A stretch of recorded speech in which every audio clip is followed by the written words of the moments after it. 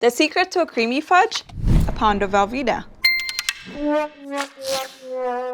Skim milk, canola oil, milk protein concentrate, sodium phosphate, modified food starch, whey protein concentrate, malted dachshund, whey, salt, calcium phosphate, lactic acid, salt, sorbic acid, as a preservative, milk fat, sodium iodide, Nothing says fudge like sodium phosphate. Traditional fudge is a labor of love. You heat sugar, milk, butter to a precise temperature, stir like your life depends on it, and hope that it turns out. It's temperamental, it's finicky, and it has rules. Then someone said, let's take all that away and add Velveeta to it. When I think of fudge, I don't normally reach for Velveeta cheese. Butter, yes. Chocolate, yes. But processed cheese, it's a first for everybody. Ooh, it feels like a wet sponge in the kitchen. But for the love of the game, let's give it a shot. It cuts nicely. That is the strangest feeling. Every recipe I found on the internet was written in a church book. I've gone to a lot of Bible studies as a kid and we never had Velveeta fudge. Maybe I have and I just never knew.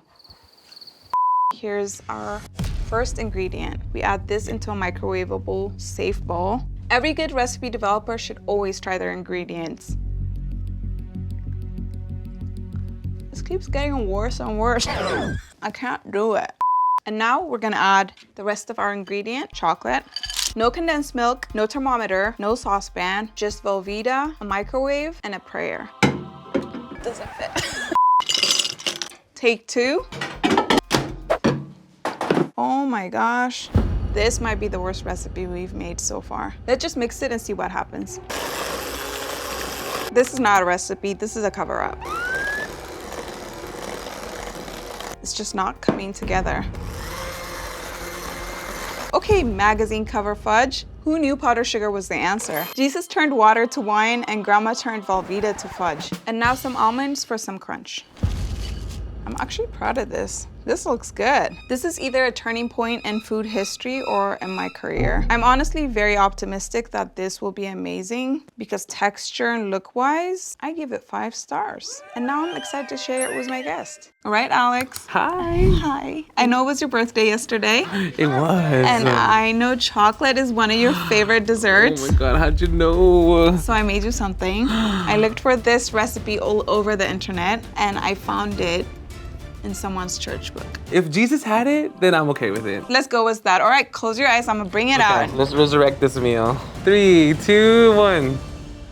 Oh, wow. This is giving amen. Cheers.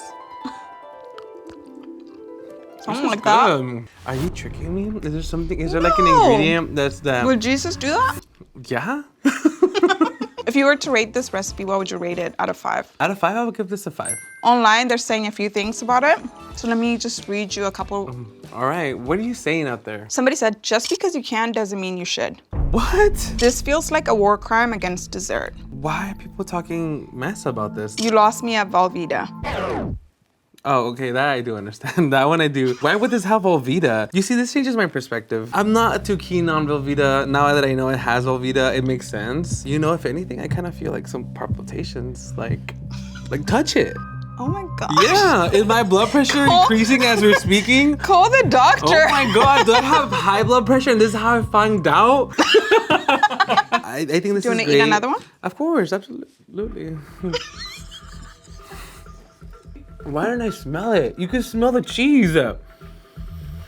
Okay, the taste is great. The smell maybe isn't as much. So now that you know it has a pound of Velveeta, A pound? how many stars would you give it? I'm still gonna give it a 4. Tastes pretty good. I'm all about being unique. It might feel like cheese. It might be cheese, but it tastes like chocolate to me. And the illusion is great. Smells like cheese. Tastes like fudge. Tastes like fudge.